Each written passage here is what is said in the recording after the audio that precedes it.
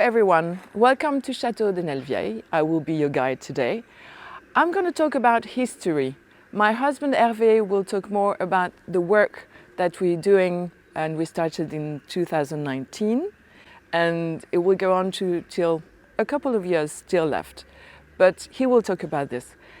We're going to go inside, but before that I want to talk about the history and talk about the environment where we are. We are in the high court of the Château de Nelvieille, and the chateau has a particularity. It has two dwellings, one dating from medieval times, it was built on the 13th century, and the other one from the Renaissance, on the 15th century. The architecture you see behind me is dating from Louis XII. It's Gothic flamboyant, but it's already marked by Renaissance. Why? Because you see two loggias dating from the Renaissance, typical Italian Renaissance, and the Tower of Honor, which is behind me, is ended by an imperial dome. This is typical of Renaissance. Before entering, I want also to show you the door of the entrance in the castle of the Tower of Honor. Here, the feudal ideal of the knights is represented. How? Here you can see the arms of the Bini, who bought the castle in 1467, and by the way, it never left the family again. It is surmounted by a helm, from which comes out a dog, symbol of loyalty. Loyalty to whom? To the king, represented here by the angel carrying the arms of France, and above him the Virgin Mary and the child Jesus, symbolizing here God. So there is this verticality, very symbolic of the feudal ideal. On the tympanum we have the motto of the family, which is Nobilitat virtus exaltat quae viros, courage ennobles and exalted men. I propose that we enter the castle to let you discover our home and also the history of France, because my ancestors were always very close to people of power and were at the service of France for many generations. We are now in the vestibule. Questions arise about this room and about its function. Every castle had a chapel, and because of the structure of this room, we wonder, or historians wonder, if it was not a chapel before. The style is Gothic, and the paintings are from the 19th century. Now follow me, we're going to enter the Grand Salon.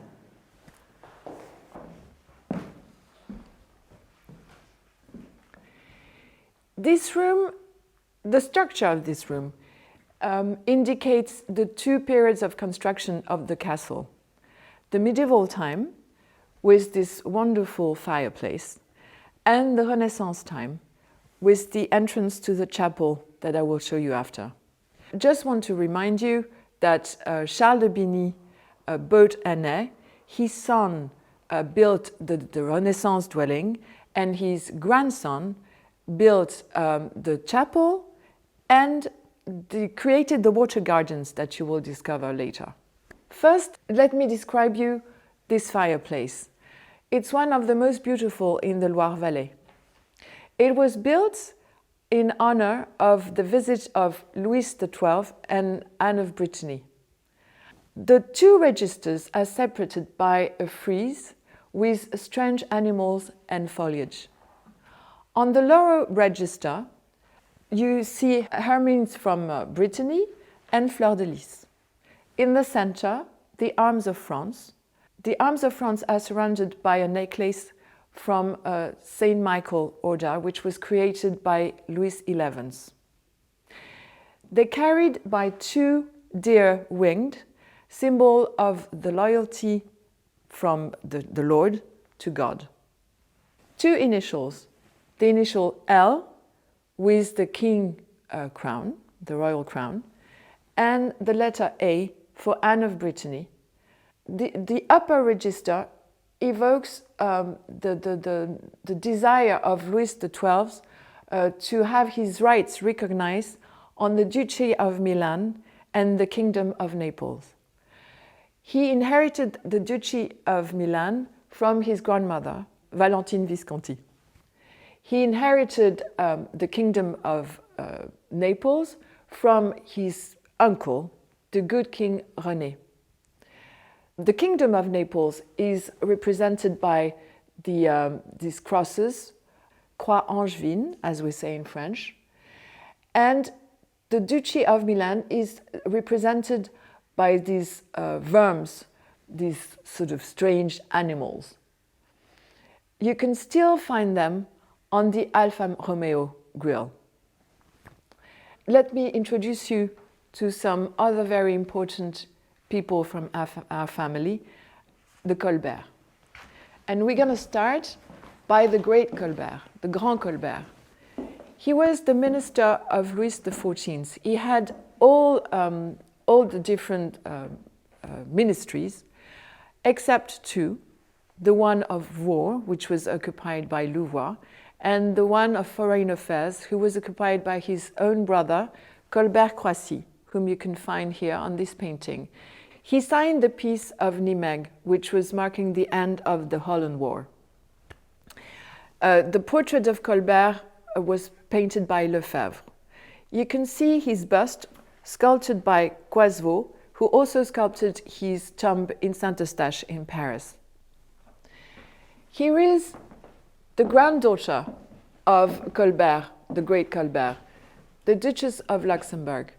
This painting was done by Madame de Doudoville and was inspired by an older portrait of the Duchess of Luxembourg, painted by Nattier.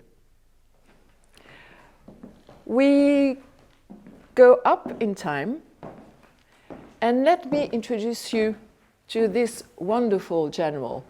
Women were apparently totally charmed by him when they saw him. He was a great general, very close to the emperor. He's called Auguste de Colbert. Sadly, he died very young, at 32 years old, in Spain during a battle in Calcabelos. This painting was done by Gérard, and it was offered by the emperor to Auguste's widow after his death. Symbols of death are represented here. The oak struck down, the horse very frightened by the death he sees coming, the earth that breaks, and the columns that break, all symbols of sudden death. Here, his son, Napoleon Joseph. He was the godson of the emperor. This painting represents him in the uniform of the Lancier Rouge. He was a very complete man. He wrote a wonderful biography about his father.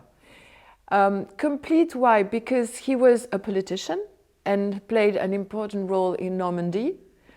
He was a humanist, he wrote operas, and he was also someone who liked life very much and who created a recipe which is called Sol à la Colbert that you can still eat in New Orleans in Louisiana.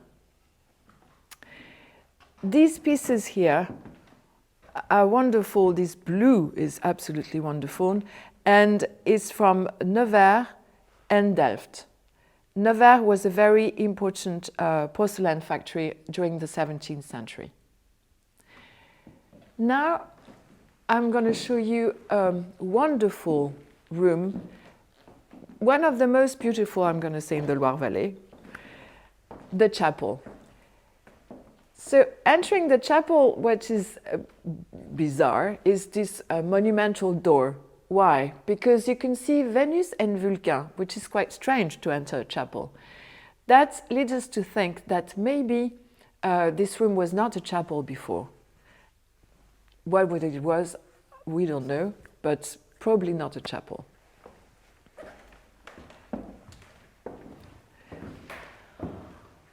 I will start with my ancestors, the Bini, with their wives, kneeling in prayer in front of the altar.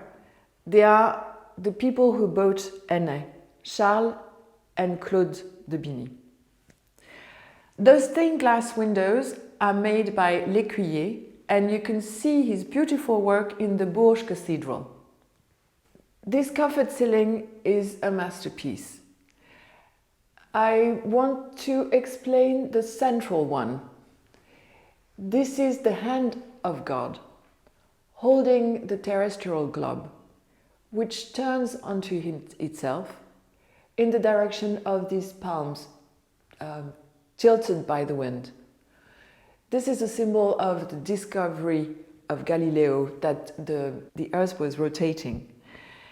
The Pope didn't like that idea at all and condemned Galileo, who went back on his word, but sotto voce, he said, but it turns.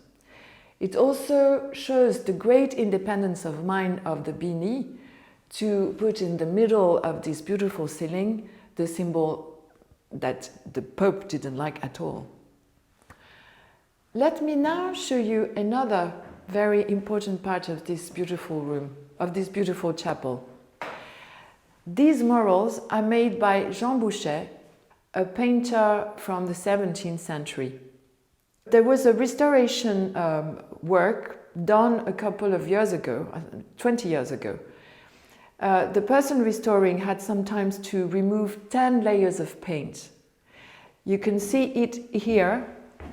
You can see the different layers.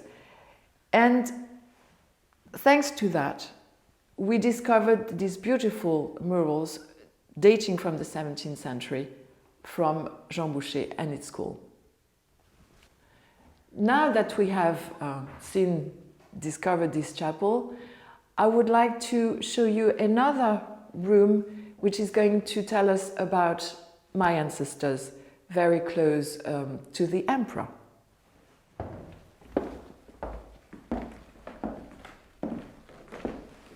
This is the Billiard. It kept its original fireplace from the medieval time with the Bini arms. A whole decor has been created around this billiard dating from Charles X.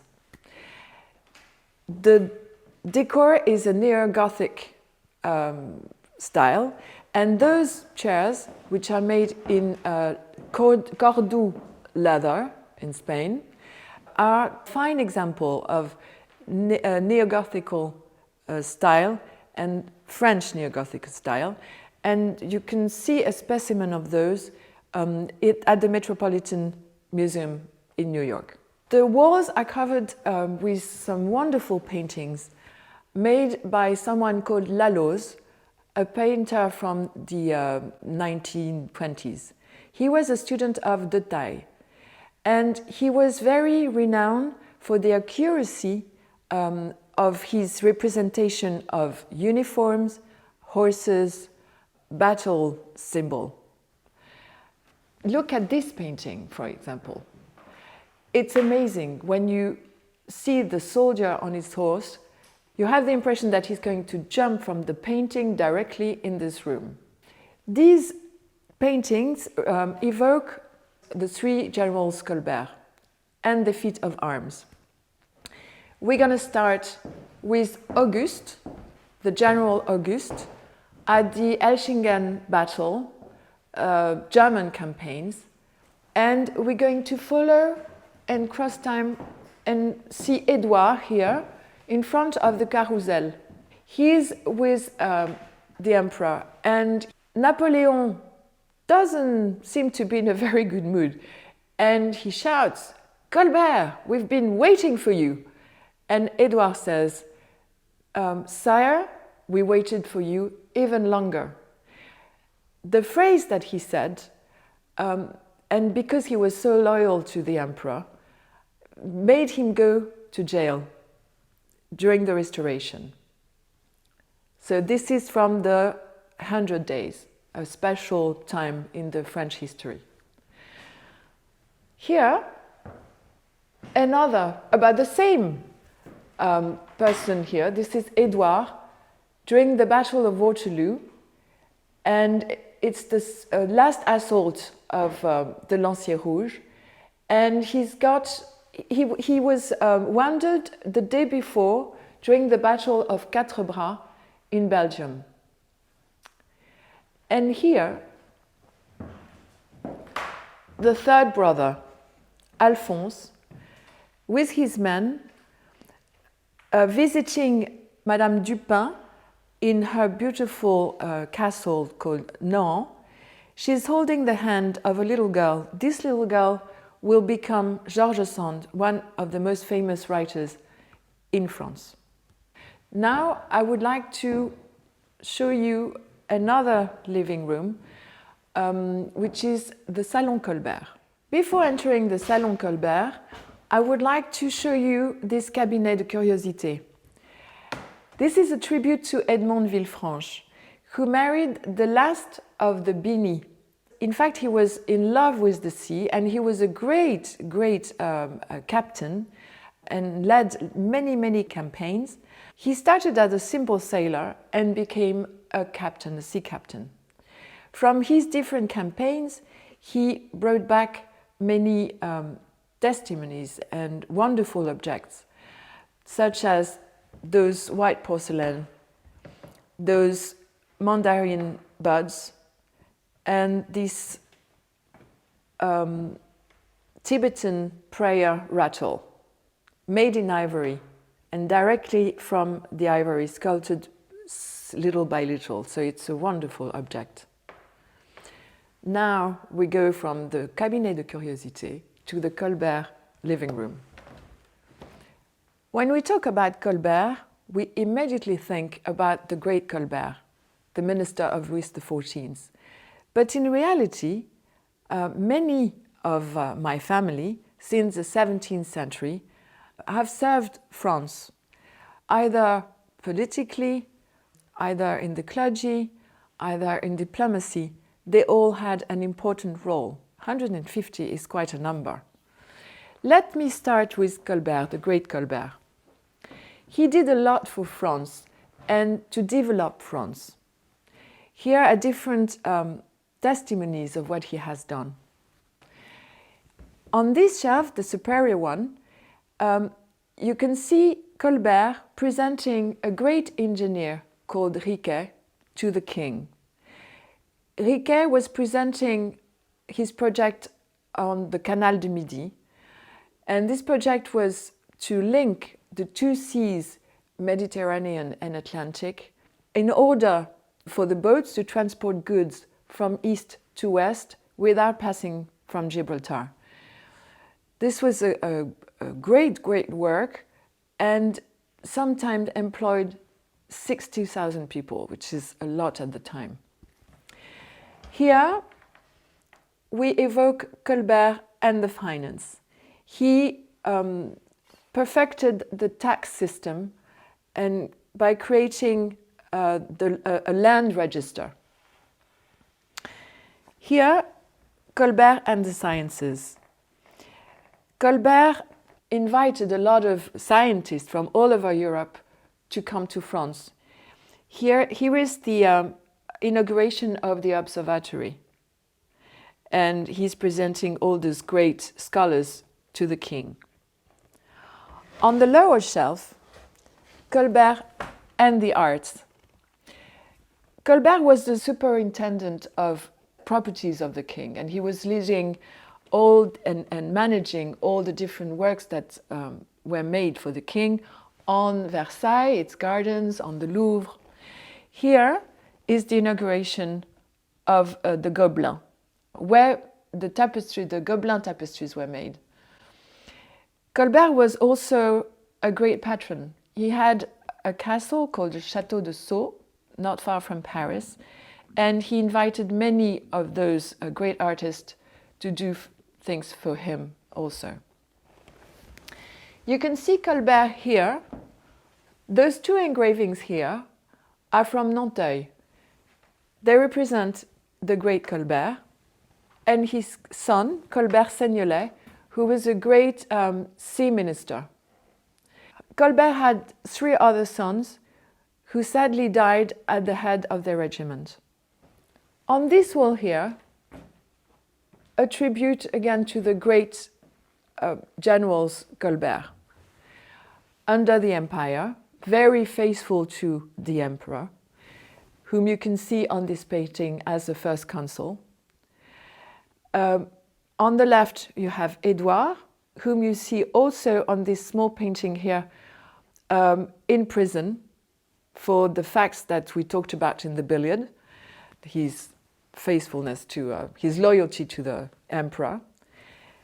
Here is Auguste, who died very young in Spain in the Carcabelos battle, and his son was the godson of the emperor. And here Alphonse, whom you saw on the painting from Laloz, paying a visit to Madame Dupin and Georges Sand. Auguste had, the General Auguste had a son, Napoleon Joseph, whom you saw as in uniform of the Lanciers Rouges. This is his wife. They had a son, Edouard, whom you see here at the head of his hussar regiment. This beautiful lady here was born Marie de Berchem, and she was Edouard's wife. They were my great-great-grandparents. On this wall, let me introduce you to the last of the Bini, Jeanne de Bini. She's this beautiful little girl holding a rose.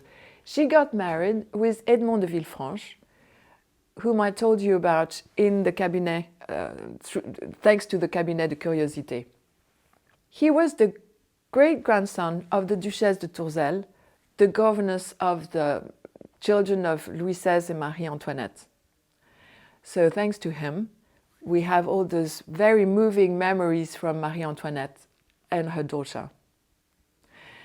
They had a daughter, Marie de Villefranche, who managed Anet in a remarkable way.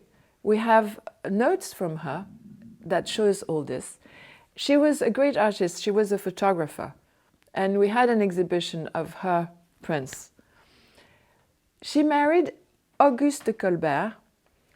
You see him here as the Pope's secret chamberlain in his uniform. He led this function for many years. They had a daughter, Jeanne, who married Géraud d'Aligny. They're my grandparents. And they opened Anet to the public in 1954. They created a touristic road called La Route Jacquard, which still exists.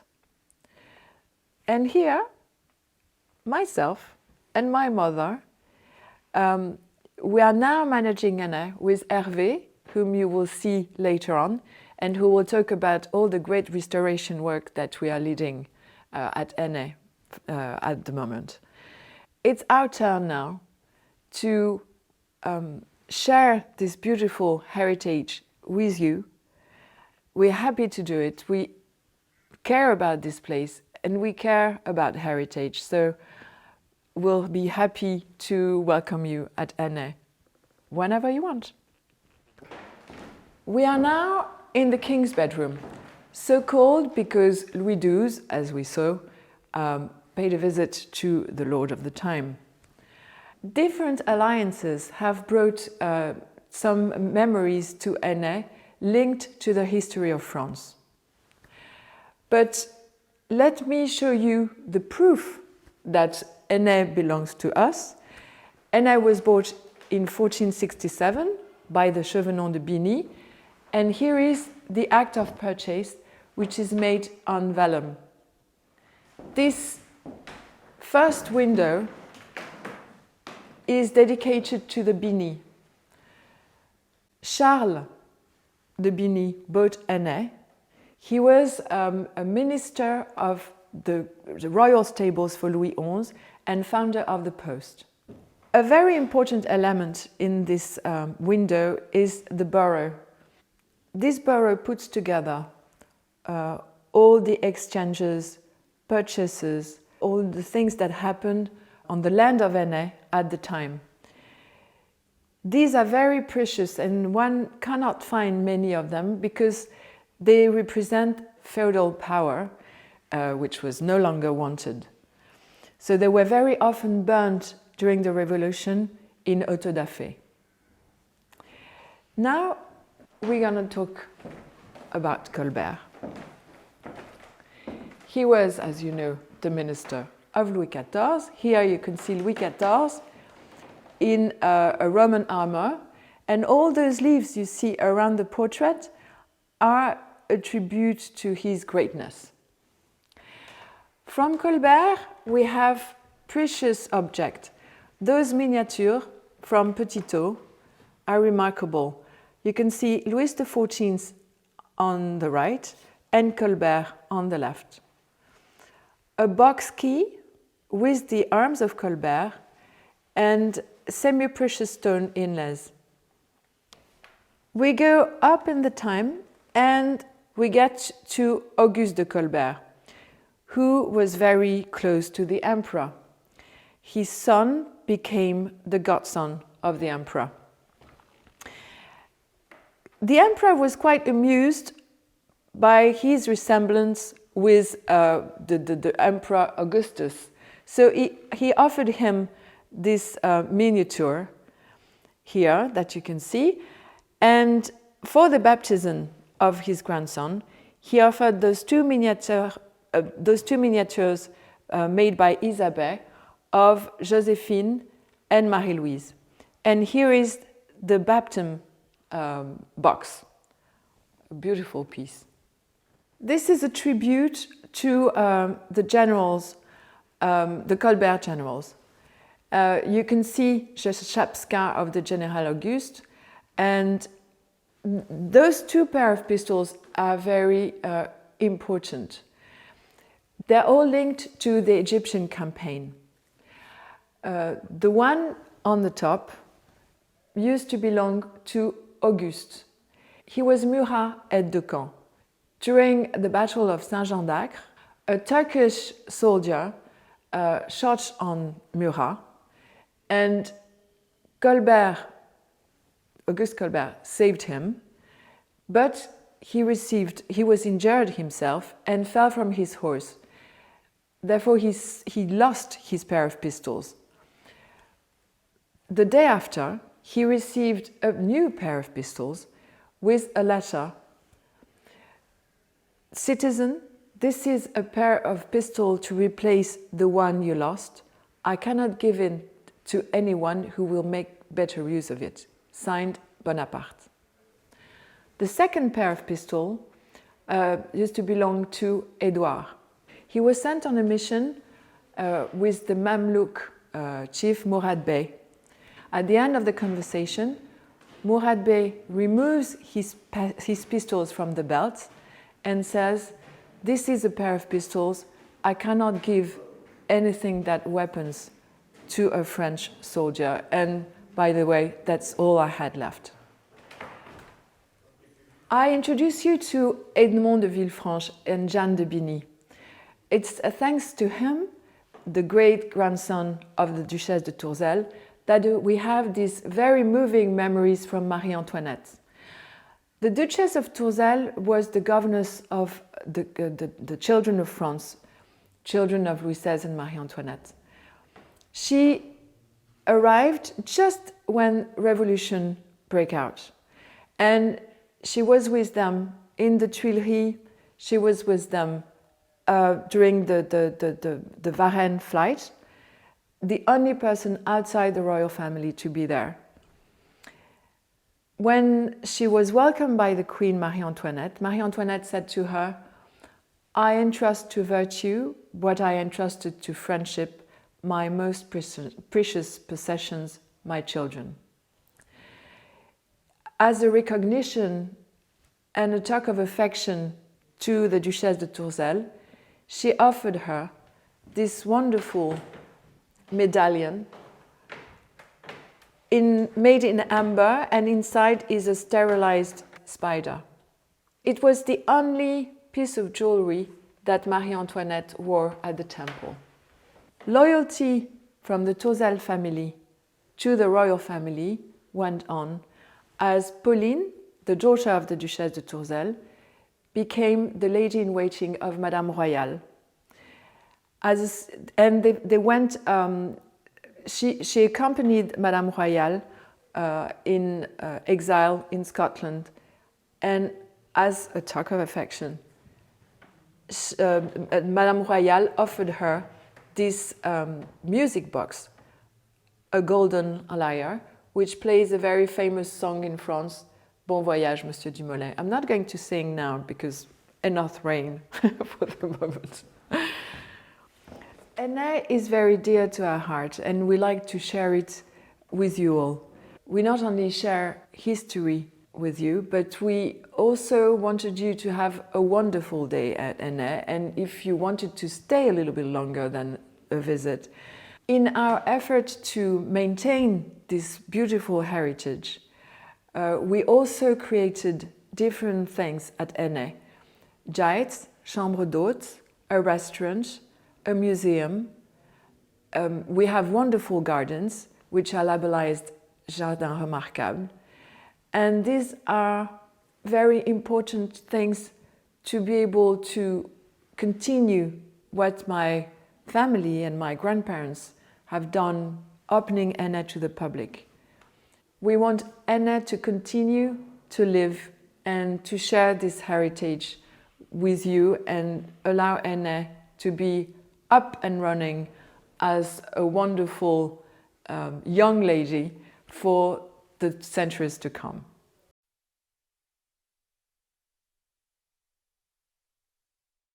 Hello everyone, we're back in the inner courtyard of Château d'Ainay-le-Vieil. We're going to be able to see the progress of all the work we're doing and are about to do. We're currently working on this part, which is just the ramparts with 2 medieval towers. That's this year's section, and it's actually part of a 6-year program. This is the 5th year, and when we decided to take over the chateau, the fact that the restoration of the chateau was very important. It was indeed essential for us, so we immediately had to decide on a renovation program, a huge renovation program for the chateau, and so we divided the chateau into 6 parts, like a cheese. So we divided the chateau into 6 parts and decided to carry out the work over 6 years. So for example, the first year was the left side of the Renaissance dwelling, the second year was the right-hand side, third year we moved on to the feudal dwelling, this year the right-hand side, and this year, the penultimate year of the project, we're working on this part of the ramparts. And next year we'll put the finishing touches to the restoration of the Châtelet and the sleeping bridge. The 3 towers and the sleeping bridge, the entire chateau will then be restored. Of course, we decided to carry out this complete renovation of the chateau. So from the cellars to the roof, inside and out, inside the courtyard and outside on the park side. So it's a bit of a 2-sided affair. If you'll follow me, I'll show you the rooms we restored.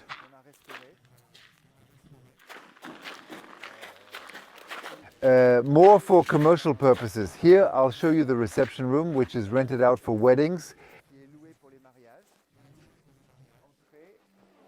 Please come in. This room is called the Salle des Archers, which is the former stable of the chateau. So here we've redone all the lighting, the windows, the doors, and above all the parquet flooring. This is an oak parquet floor on a surface of 220 square meters. So here it is, a brand new room for hosting our future events. I will show you now the saddlery. Similarly restored, and which is also used for our events when we welcome schools, children, and so on.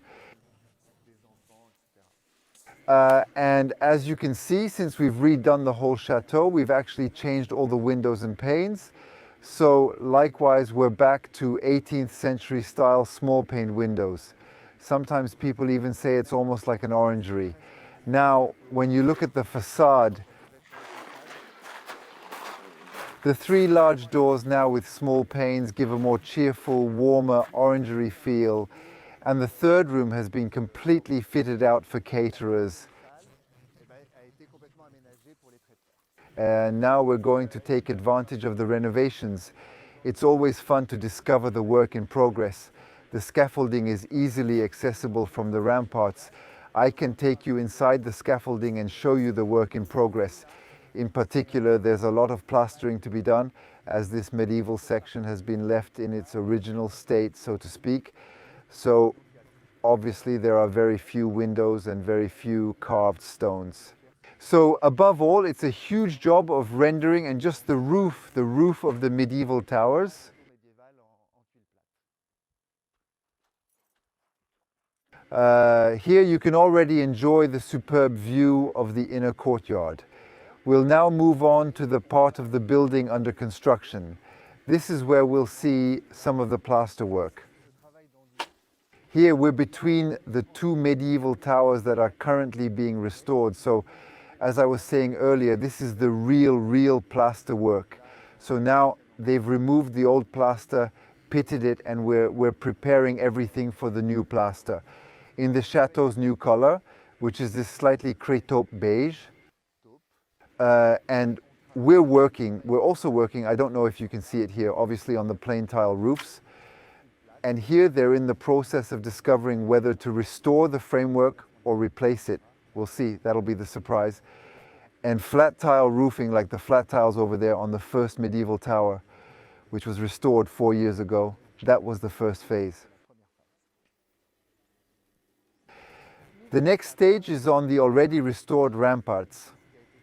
That's what was done this year. Here, you can already admire the superb slate roofing. Slate from Spain. And you can enjoy the view of the water. Water is very important at Château d'Annay-le-Vieil. So here you have a view of the moat, but you can also see canals that, in fact, there's a link between the canals and the moats, since there's the Renaissance water garden, which is in fact associated with the medieval moat water system. So there's a whole system of communicating vessels between the canals, moats, basins and ponds that regulate all the water. So water here is decorative in the form of Renaissance water gardens. It is defensive by the moat and becomes useful because all the excess water from the castle feeds the village mill and wash house. So here we are in a medieval tower that's completely in its original state. Today we've got a great opportunity to see that they're really working in depth to renovate the castle. The roofers have removed all the flat tiles. Now the framework is exposed and will be restored and replaced before the tiles are put back in to give us a brand new tower, but still in its original state with the original loopholes and ammunition magazines. This tower, I believe, is the only one in the castle that hasn't been modified since the 12th century.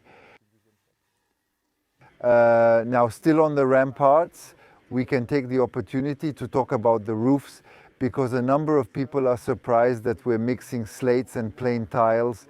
And in fact, it's really to highlight the difference in architecture, the double architecture of the chateau. So all the plain tiles are medieval roofs, which have not been modified. And all the slate roofs are Renaissance and 19th century, because there are three periods here. The construction of the fortress in medieval times, the construction of the main building in Renaissance times, and major architectural modifications in the 19th century. So as you can see, the work isn't finished. They're well advanced, but they're not finished. So we've still got a lot of work ahead of us. That's why this is a great opportunity for you to come to Ainel-Vieil, visit us and see how the work is progressing. And in 2026, you'll be able to see a brand new, fully restored fortified castle, which will be back for centuries to come in all its glory.